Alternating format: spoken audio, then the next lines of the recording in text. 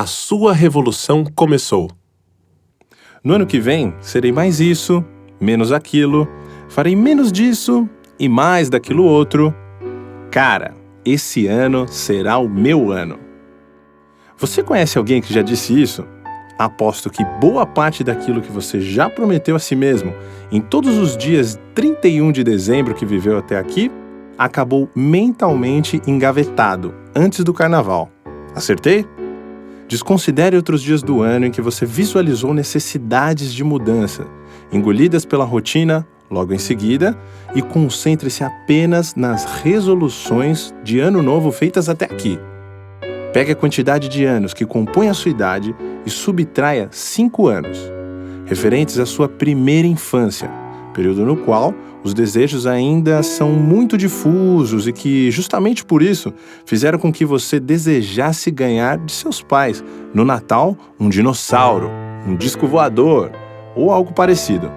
X é o resultado do tanto de anos que você vem delegando certas atitudes que, se trabalhadas de forma sustentável, dia após dia, tornariam mais alcançável aquilo que você considera sua felicidade. Da sua maior felicidade, pois não acredito em infelicidade.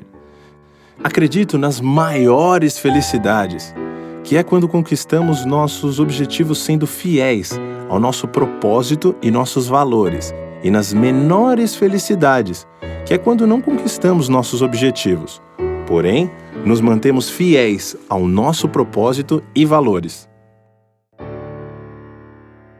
Toda conquista que não contenha esse trio de ferro, objetivo, propósito e valores, é acidente de percurso e ajuda a explicar o porquê de muitos ganhadores da loteria ou vencedores de reality shows terem perdido, em poucos anos, aquilo que ganharam.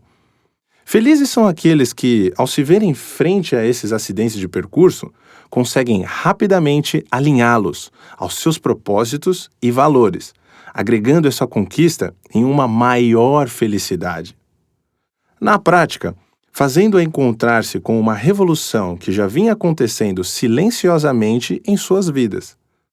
Mas quantas pessoas você conhece que sejam próximas a você, que já ganharam na loteria ou foram vencedoras de alguma edição do Big Brother? Escreva esse número. Presumo que, caso o número que você escreveu não seja 0, seja algo possível de se contar em poucos dedos. A maioria absoluta das conquistas da vida é construída aos pouquinhos, dos tijolos da casa que você sonha ao milionário mundo das ações na bolsa. Do cigarro que você quer parar de fumar ao hábito de exercitar-se diariamente. Tudo é composto de pouquinhos. E uma parte considerável desses pouquinhos, a parte imaterial, compõe-se de motivação. Motivação é algo subjetivo para muita gente, principalmente quando a condicionamos apenas a eventos externos ou decisões alheias, crendo-os fortes o suficientes para, na nossa expectativa, transformar-nos em outra pessoa da noite para o dia. Abre aspas. Se eu mudasse de emprego, com certeza seria muito mais motivado. Fecha aspas. Se o fulano ou fulana fizer tal coisa, eu serei mais feliz. Quando me aposentar, vou viver a vida. Quando me formar, vou procurar estágio, e por aí vai. Quando delegamos as nossas possibilidades de crescimento pessoal ao tempo ou às pessoas com quem convivemos ou pretendemos conviver, deixamos nossa capacidade de mobilização em modo pausa, correndo o risco de passar uma vida toda esperando a tal motivação aparecer. Motivação é meio, não fim. É processo, e não resultado. Os resultados nos deixam mais ou menos eufóricos, mais ou menos engajados. Mas não são a motivação em si. Tanto não são que as reações de duas pessoas podem ser bem diferentes diante de um mesmo problema ou de um resultado ruim. Enquanto uma se derrota e desiste, outra sente-se ainda mais desafiada. Enquanto uma senta, a outra levanta. Enquanto uma chora, a outra vai vender lenços. A base da automotivação reside na busca de significado naquilo que fazemos. Quando não há significado, as relações pessoa-pessoa, pessoa-trabalho ou pessoa-ambiente tornam-se frágeis. Senso de propósito não é algo que surge de forma explosiva, mas sim que constrói com as pequenas opções que fazemos todos os dias. Os pouquinhos sobre os quais temos um poder mais forte de decisão e de controle. Aquela mudançazinha pequena assumida a cada novo dia. E no panorama da mudança, insights apenas não são suficientes. O insight é a visão da mudança e não a mudança em si. Essa precisa ser incorporada no dia a dia, tornando-se um hábito. É na força do hábito que a curva da mudança ganha força e a revolução acontece. Insight é a criatividade, mudança é inovação. É possível ser criativo sem ser inovador, mas impossível ser inovador sem ser criativo. E para ser inovador é preciso insistir, insistir e insistir. Os pouquinhos já conquistados pelo homem estão em todo lugar. Muitos deles afetam o comportamento coletivo, sem dar-nos conta de que faziam parte da revolução do pouquinho. Tomar banho diariamente, por exemplo, é uma mudança que consolidou-se no século passado. Este é o exemplo de um dos pouquinhos que a humanidade incorporou como hábito e que melhorou fatores como a higiene, a saúde, o bem-estar e a autoestima das pessoas. E se exatamente hoje optássemos por eliminar o banho diário de nossas vidas? Dá para imaginar o estrago depois de alguns dias? Algumas semanas? Pense agora em algo que você sabe que precisa mudar. Aquela mudança que você considera crucial e no pouquinho que você pode fazer por dia para caminhar em direção a ela. Visualizar a mudança é a primeira batalha da revolução do pouquinho. Decidir e agir, a segunda. A terceira batalha trata-se do compromisso da continuidade, e é exatamente aqui onde reside o perigo. Por tratar-se de pouquinhos apenas, tendemos a ser autocomplacentes, perdoando toda pequena derrapada, como se ela não fosse fazer diferença. E assim, fumamos só mais um cigarro, mesmo já tendo decidido parar de fumar. Comemos só mais um bombom da caixa, mesmo já tendo decidido na semana passada a reduzir o açúcar, e principalmente depois de já ter comido praticamente a caixa toda. Nos permitimos perder a cabeça nas mesmas pequenas situações conflituosas de sempre, mesmo já tendo percebido ou sido avisado sobre a necessidade de maneirar a nossa agressividade, de sermos mais empáticos com as pessoas com quem nos relacionamos e por aí vai. Afinal, é só um pouquinho, certo? Sim, felizmente e infelizmente, o mesmo pouquinho que ajuda também põe em risco toda a conquista. Afinal, ninguém tropeça em montanhas, certo? Ou como diz o outro ditado, Deus e o diabo moram nos detalhes. Nas decisões diárias, pequenas e persistentes, é que a revolução acontece. Os pontos fracos são trabalhados de forma tranquila e serena, tornando a mudança um aprendizado e não apenas um evento. Se uma pessoa que já carrega o rótulo de mal-humorada no ambiente de trabalho chega um dia feliz da vida, cumprimentando e distribuindo a todos a simpatia e o afeto que negou-se a fazer até então, o que pensamos? Como a mudança não é um interruptor, liga e desliga, atitudes assim geram desconfiança. O que esse fulano está querendo, hein? Até ontem mesmo estava distribuindo patadas em todo mundo? Mudanças bruscas não se validam, pois enfrentam a resistência de algo que construímos tijolo a tijolo, aos pouquinhos, e que foi assentado como forte concreto, nossas crenças. Aquele mau hábito que temos e que precisamos eliminar, ou o bom hábito de que desejamos conquistar e consolidar em nossas vidas, entre eles o hábito da motivação, tornam-se muito mais atingíveis quando optamos pelo pequeno compromisso diário de mudança, cumprindo com determinação, sem concessões, sem autossabotagem. Para tanto, é preciso parar de acreditar que a mudança que desejamos virá a galope, pela decisão de outra pessoa, ou no bilhete de loteria, ou ainda que se consolidará no dia 1º de janeiro, logo após os frágeis compromissos de Ano Novo. Que tal assumir para si mesmo a revolução do pouquinho? Melhorando um pouquinho a cada dia, após alguns meses, teremos construído uma verdadeira revolução em nossas vidas.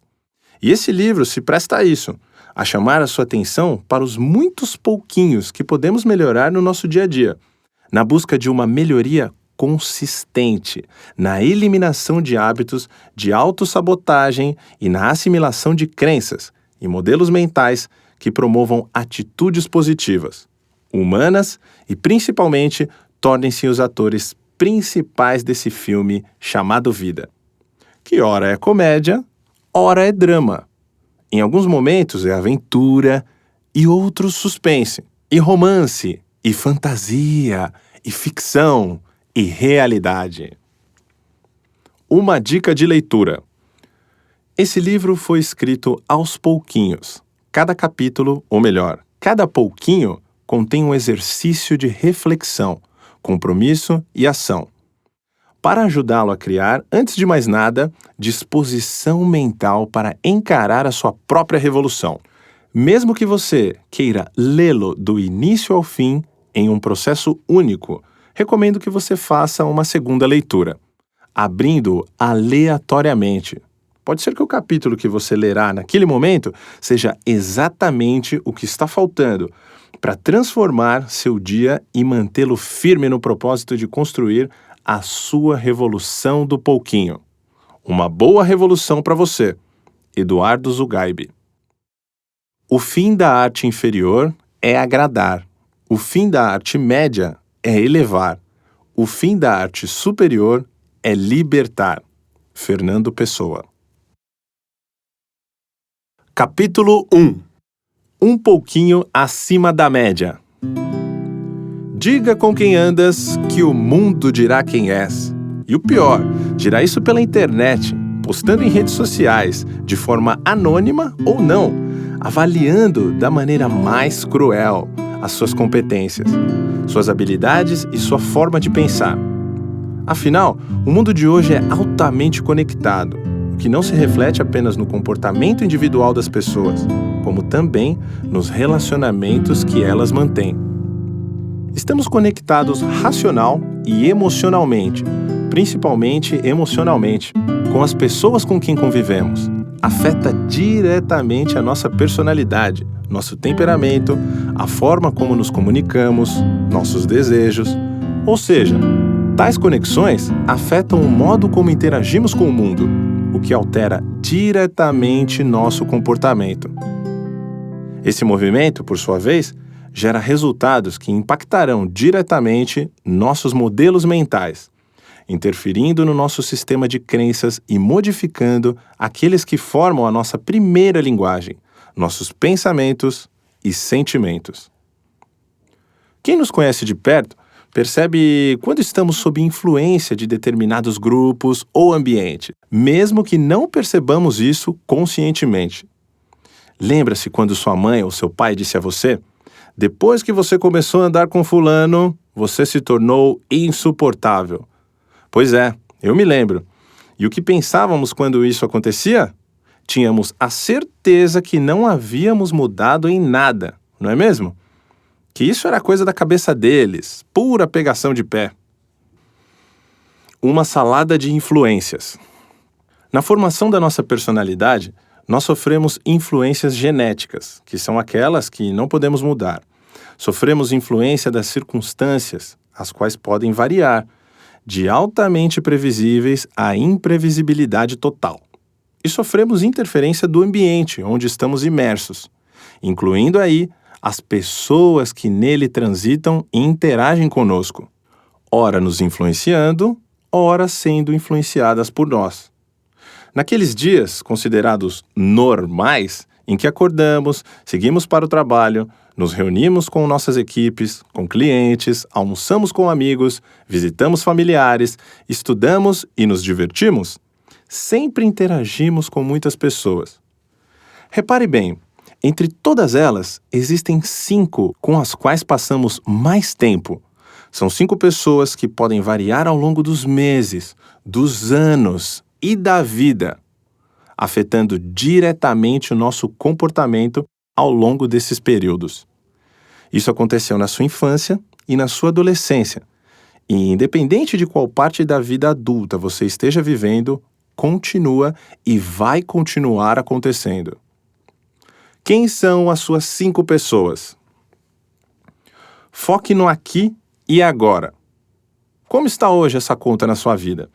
Tente identificar quais são as 5 pessoas com as quais você passa mais tempo atualmente e repare bem, hoje, o seu comportamento, os seus modelos mentais e parte de suas crenças refletem a média dessas 5 pessoas. Se forem pessoas com tendência à depressão e à autossabotagem, é muito provável que, numa questão de tempo, você também acabe o sendo. A regra para companhias agradáveis, gente pra cima, vale na mesma proporção. Gente inteligente, que luta o bom combate continuamente na busca da realização nos campos racional, emocional e espiritual. Pode fazer uma grande diferença nos resultados que obtemos nas nossas atividades. Quando delas nos aproximamos, acredite, já vi gente assumindo para si, sem perceber, sotaques e trejeitos de voz de seus chefes. Falando neles, sabe aquele chefe chato, insuportável e que torna seus dias piores? Pois é, enquanto você estiver sob a influência e até algum tempo depois, você carregará um pouquinho dele na sua personalidade, por mais que essa ideia o irrite. Quando você desligou-se de um trabalho cujo chefe era desse estilo, durante algumas semanas ou meses, você inflamava-se a cada vez que se lembrava dos dias que passaram juntos, principalmente aqueles dias de cão, certo? Sabe o que isso significa? Nada.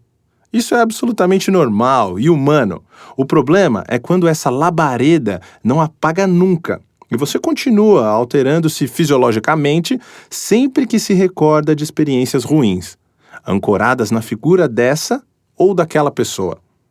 Sinal que, mesmo não fazendo mais parte do seu ambiente, a pessoa em questão ainda está ocupando um espaço entre aquelas outras 5 que compõem a sua média.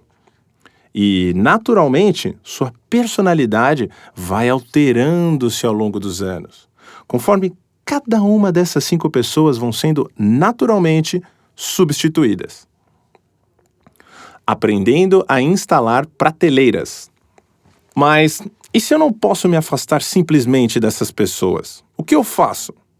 Calma, não há necessidade de você virar a cara para sua sogra ou fingir que seu chefe não existe. Afinal, isso pode custar seu casamento ou seu emprego. Ter consciência disso já é o primeiro passo para vacinar-se um pouco contra influências ruins. Para as influências boas, deixe a porta escancarada, pois valerá a pena. Elas fazem você se sentir bem, elevam-lhe, valorizam seus pontos fortes e transformam cada minuto de convivência numa experiência rica e memorável. Para facilitar, instale 2 prateleiras na sua consciência. É uma forma de ancoragem lúdica, porém eficiente, de manter distanciamento, apurar o senso crítico e melhorar nossa capacidade de concentração, mesmo durante situações mais críticas. Em uma das prateleiras, coloque as 5 pessoas com quem indistinadamente você passa a maior parte do seu tempo atualmente. Caso entre elas haja alguma que não lhe faça tão bem assim, isso é fácil saber, coloque-a na segunda prateleira, imaginando que, por mais que a situação esteja complicada, não é pelo comportamento dela que você vai se influenciar. Essa segunda prateleira tem um nome, e é a prateleira do Eu respeito você. Ou melhor, eu respeito você.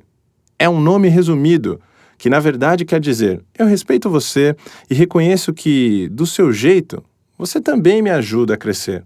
Sei que nesse momento precisamos conviver e que a sua influência, mesmo tendo alguma intenção positiva, pode em alguns momentos afastar-me de meus reais valores e propósitos.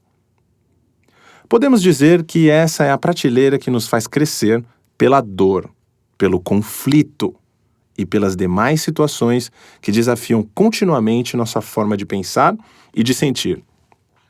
Feito isso, cuide de preencher o espaço vago na outra prateleira, com pessoas que lhe fazem bem, que lhe proporcionam crescimento, que o desafiem positivamente e que o validem, reconhecendo e apostando sempre no seu melhor. Essa prateleira tem um nome mais simples. É a prateleira do Eu Admiro Você, que é um resumo de: eu admiro você, que me provoca amor próprio, estimula minha autoestima e desperta conscientemente em mim a vontade de ser melhor a cada dia. Essa é uma forma de subirmos a média das pessoas que fazem parte do nosso convívio, resignificando a presença e o impacto daquelas que sentimos não estarem alinhadas ou motivadas pelos mesmos propósitos que os nossos, afetando-nos negativamente. Você as mantém por perto, reduzindo consideravelmente a influência delas sobre a sua média por uma razão muito simples. Você decidiu isso. O importante é ter a consciência de que muitos dos que estão nas duas prateleiras, eu te respeito e eu te admiro, são temporários em nossas vidas. Eles mudarão conforme avançam os anos ou conforme vamos mudando de cenário na nossa jornada, o que tende a reduzir ou eliminar a influência que exercem sobre nós. Há um ditado que pode soar até agressivo para quem o lê, que diz: se você ficar rico, pare de andar com pobre. Eu o completaria com: e pare de pensar, sentir e agir como pobre também. Compreendendo tal pobreza, não apenas no seu viés material, mas principalmente a pobreza de propósitos, de metas desafiadoras, de vontade de viver plenamente, sendo agente positivo de mudança nos meios por onde transitamos. Ou seja, pessoas com propósito se sentirão mais à vontade e mais no caminho de suas realizações quando permitem-se influenciar por quem pensa igual. Como vai o namoro? Certa feita, atendi um dos gerentes de uma empresa cliente em um trabalho que envolvia consultorias individuais, com foco em problemas ou conflitos em andamento. Ele sentia-se estagnado na empresa, patinando na vida, girando em falso, longe de qualquer noção do que poderia chamar de realização pessoal e profissional. Já na casa dos 40 anos, tendo parado de estudar já há 15, viviam daqueles momentos em que a vida parece perder completamente o sentido e passamos a viver apenas administrando rotinas, encarando dias completamente iguais, um após o outro. Resiliência próxima de zero, sentia-se com vigor físico, mental ou emocional para empreender qualquer tipo de mudança, acreditando depender de algum evento ou decisão externos, alheios à sua vontade. Durante a prosa, pedi permissão para avançar um pouco sobre o terreno familiar e de relacionamentos, com seu devido consentimento, para buscar compreender quem estava ajudando a compor aquela média que ele apresentava naquele momento. Havia pouco iniciado um namoro e estava gostando do ambiente que havia encontrado na casa da família da namorada. Porém, ao falar sobre o ambiente na casa de seus pais, sua feição mudou. Incomodava o fato dos pais da namorada serem extremamente acolhedores e festivos, ao passo que os seus, de origem e educação mais humilde, mantinham uma vida mais espartana, discreta e séria, o que os tornava sisudos, sem muita abertura para uma conversa mais leve ou para um ambiente onde pudesse se arriscar algum tipo de brincadeira. Na sua avaliação, seus pais não queriam ou não sabiam viver bem, pois todo dia era sempre a mesma coisa. Viviam apenas administrando rotinas, encarando dias completamente iguais, um após o outro. Você notou o padrão se repetindo? Sem perceber, seus pais, mesmo morando em outra casa, ocupavam um espaço muito grande na única prateleira que ele permitia-se inconscientemente ter. Construímos então, em conjunto, a segunda prateleira. Renomeamos ambas e relacionamos as pessoas mentalmente num exercício de perdão e de honra à própria história, a história dos pais e ao legado construído por eles, que mesmo na sua simplicidade e rudeza tinham criado filhos de caráter e boa índole. Resignificamos a importância de cada pessoa que afetava diretamente a sua forma de pensar e de sentir, mostrando que a partir de agora estava em suas mãos conquistar os pouquinhos que construiriam sua nova história. As pequenas decisões que ele deveria tomar e as pequenas ações que deveria empreender cotidianamente para encontrar um novo propósito, incluindo uma volta aos estudos, iniciando um curso superior que ainda não tinha, o que certamente lhe faria muito bem. Alguns meses depois, o reencontrei. Para sentir o terreno, optei por perguntar primeiro por aquilo que eu imaginava ter permanecido intacto. E o namoro? Como está? Por não deixar de cometer uma gafe, ciência em que eu sou especialista, o namoro havia acabado. Porém, para minha felicidade, a faculdade ia de vento em popa. E ele exibia um novo vigor físico e mental, mesmo tendo assumido o compromisso fixo das aulas durante a noite. Do auto-perdão ao perdão que havia concedido aos pais, ele havia desatado os nós que o faziam sentir-se sem tônus para continuar sua jornada. E aos pouquinhos permitiu-se subir à própria média, passando a frequentar um ambiente que o desafiasse positivamente, resignificando, através da prateleira do respeito, a responsabilidade que inconscientemente relegava aos pais, e respeitosamente abrindo espaço na prateleira da admiração para o novo. Todo esse movimento aconteceu sem precisar eliminar ninguém do seu convívio, por uma razão muito simples. Aconteceu dentro dele e não fora, o que colocou sua resiliência novamente no alto. Conviver ou simplesmente permitir-se influenciar por gente acima da média obriga-nos automaticamente a subir também a nossa própria média. Matemática pura, a serviço do nosso crescimento pessoal. Afinal, quando os fatores são maiores, a média também o será. Se insistimos em relações pouco construtivas, nossa média torna-se mais baixa. O resultado? Mediocridade. Na certa. Cuide desse primeiro pouquinho com carinho. Minha revolução do pouquinho. Buscar estar acima da média é um impulso que nos leva a explorar a melhor parte do nosso potencial, aquela que um dia julgamos não ter e que, por isso, nos fez acreditar que o melhor era estar nivelado pela maioria, mesmo que isso significasse estar na linha da mediocridade. Procure no material de apoio os exercícios deste capítulo. A mente que se abre a uma nova ideia jamais voltará ao seu tamanho original. Albert Einstein. Capítulo 2.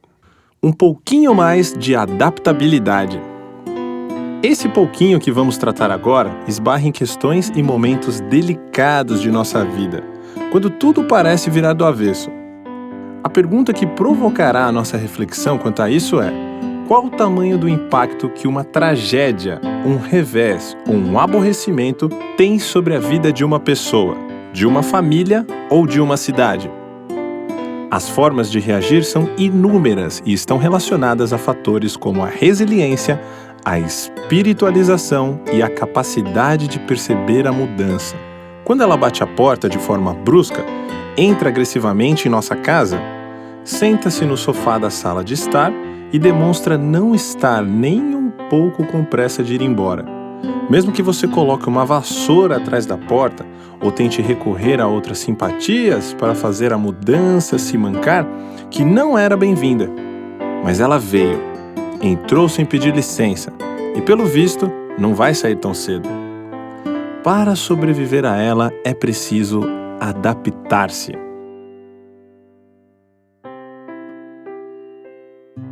Um parêntese apenas. Antes de continuarmos a falar desse pouquinho que é a adaptabilidade, quando falamos em espiritualização, não falamos necessariamente de religião. Existem religiosos altamente espiritualizados, assim como aqueles que passam ao largo do que essa postura implica.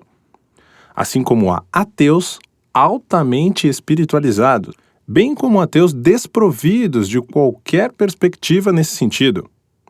A espiritualização representa a capacidade de compreender e se integrar a um todo maior, potencializando o impacto positivo de nossas ações durante essa jornada. Há quem chame esse todo maior de energia cósmica, de natureza, de integração suprema, de universo quântico, de princípio primário. Chame como preferir ou fizer sentido para você. Para mim, faz sentido chamar de Deus. Um parente distante que chega sem avisar. Durante nossa jornada, a mudança dá uma de parente distante e chega sem avisar, por diversas vezes. Situações limites, como a perda de um emprego, de todos os bens, ou pior ainda, a perda de um familiar ou um amigo querido, coloca todo o nosso autoconhecimento à prova. Infelizmente, nem todos suportam e acabam cedendo à depressão, à perda do sabor de viver, tornando-se alvo fácil para pensamentos fixos, sentimentos girando em falso e comportamentos autodestrutivos. Logo após uma perda, a comoção e a solidariedade dos demais anestesiam. A prova mais difícil vem com o decurso do tempo, quando o mundo volta à sua rotina e nós, que estamos vendo o problema de dentro, continuamos enlutados, tentando ancorar a nossa resiliência em algo tangível, muitas vezes sem conseguir. É quando a sensação de vazio torna-se avassaladora e crescente, ao passo que a escala dos nossos valores muda profundamente. O que tinha valor deixa de ter. O que não tinha passa a ser visto com outros olhos.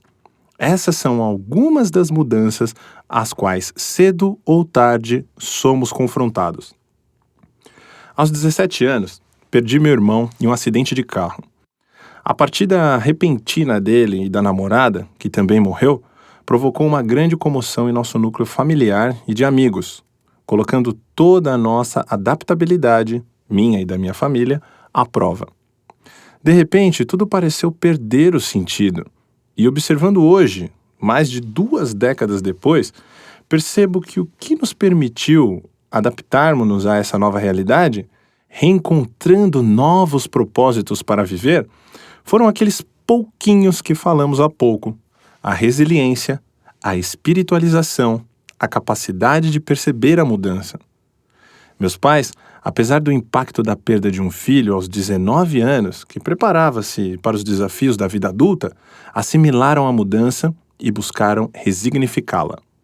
Logo após o impacto da tragédia, direcionando o tempo que poderia ser dedicado a pensamentos e sentimentos negativos para ações de autoconhecimento, da redescoberta de um propósito maior e da busca do impacto positivo que gostariam de deixar como legado.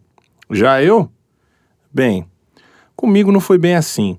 Em plena adolescência, com uma alma já melancólica herdada da infância, a cabeça fervendo de ideias controversas e sensações de ser um velho habitando num corpo ainda jovem, mergulhei de cabeça em uma depressão violenta que me fez perder completamente o lastro como uma vida que poderíamos chamar de normal para alguém daquela idade. Buscava inconscientemente a companhia de pessoas em estado igual ou pior que o meu, fazendo a minha média emocional, como vimos no capítulo anterior, bem como a minha autoestima despencarem completamente. Alguns poucos amigos me toleravam, outros, percebendo em mim um vetor sempre apontado para baixo, tratavam logo de se afastar. O trabalho que eu já não gostava muito, por acreditar não ter nada a ver com a minha vocação, tornou-se uma tortura leitura. Migrava entre os hobbies e os estilos de vida de outras pessoas, na busca do meu próprio, sem imaginar que o estilo de vida que me dizia respeito deveria nascer dentro de mim e não fora. Não seria o estilo certo, nem o errado, nem o melhor, nem o pior, mas sim o meu estilo. A sensação era de que todo o universo parecia estar em conspiração contra mim, o que me levou, no espaço de 2 a 3 anos, a permanecer nessa espiral depressiva, chegando a imaginar por diversas ocasiões que a única forma de acabar com isso tudo seria colocando fim à própria vida. Batendo o pé no fundo do poço. Esse pouquinho que é a adaptabilidade, quando falta, nos faz chegar até o fundo do poço emocional. Sem resiliência, ou seja, colocando toda a responsabilidade de reação fora de mim e sem a capacidade de assimilar esse turbilhão de mudanças, o que me fez bater o pé lá no fundo e voltar foi a espiritualização, que sempre manteve uma chama acesa. Fraca, porém acesa, sinalizando-me no íntimo que o impacto que eu deveria promover no mundo, ao menos ao meu entorno, deveria ser mais positivo do que aquele que havia deixado até então. Aos 21 anos, após esse longo processo de visitas não muito produtivas ao meu lado sombra, acredite, você também tem um aí dentro de você. E de muitos insights de mudança, sempre descontinuados pela ação, algo como um clique, o que viria mais tarde reconhecer como um insight de verdade, me fez perceber numa bela manhã, e até as manhãs se tornam mais belas desde então, que eu não fosse capaz de iniciar aquele exato momento um processo sustentável de adaptabilidade, construído aos pouquinhos, na busca daquela que era a minha vocação, assim como um processo de criação, de senso de propósito, para me manter fiel a mim mesmo nessa jornada, a morte não chegaria diretamente através do suicídio, mas sim através de um colapso geral, decretado pela minha própria consciência. Pelo tanto que mobilizava a bioquímica do meu corpo contra mim mesmo. Já tinha tido evidências aos 20 anos, através de uma crise de esgotamento físico e mental que me tirou do ar por algumas horas. Detalhe, durante todo esse processo, em nenhum instante recorri a drogas, lícitas ou ilícitas. A droga gerada no meu próprio corpo, resultado da somatização de hormônios e enzimas derivadas de pensamentos e sentimentos extremos, ora me jogava violentamente para o alto, em estados eufóricos, ora me levava à mais escura profundeza. Uma verdadeira montanha-russa que beirava a bipolaridade. Uma experiência que me ajudou a perceber que quando não cuidamos desse pouquinho chamado adaptabilidade, dentro daquela combinação de fatores que inclui a resiliência, a espiritualização e a capacidade de perceber e assimilar a mudança, a mudança, quando se apresenta, faz com que percamos o lastro daquilo que realmente somos, jogando-nos para lá e para cá, como barcos à deriva. Mãe, o caminhão da Graneiro chegou! Mas também existem as mudanças que nós buscamos, aquelas em que investimos esforço e tempo e que, quando aproxima-se, traz consigo aquilo que chamamos de frio na barriga, uma mudança de endereço, de cidade ou de país, por exemplo, para trabalho ou estudo. A melhor metáfora que encontro para isso é o antigo comercial da transportadora Graneiro, em que uma família aguardava com tudo encaixotado a chegada do caminhão que carregaria as tralhas de casa, anunciado a plenos pulmões pela filhinha mais nova. No dia em que, aos 20 anos, tive aquele insight e percebi que quem deveria estar no comando da mudança que desejava, conduzindo o barquinho dos meus sentimentos e pensamentos naquele mar, até então revolto, era eu. Somente eu. Esperamos que você tenha gostado desta prévia. Para continuar ouvindo este audiolivro no Google Play Livros, use o link na descrição do vídeo.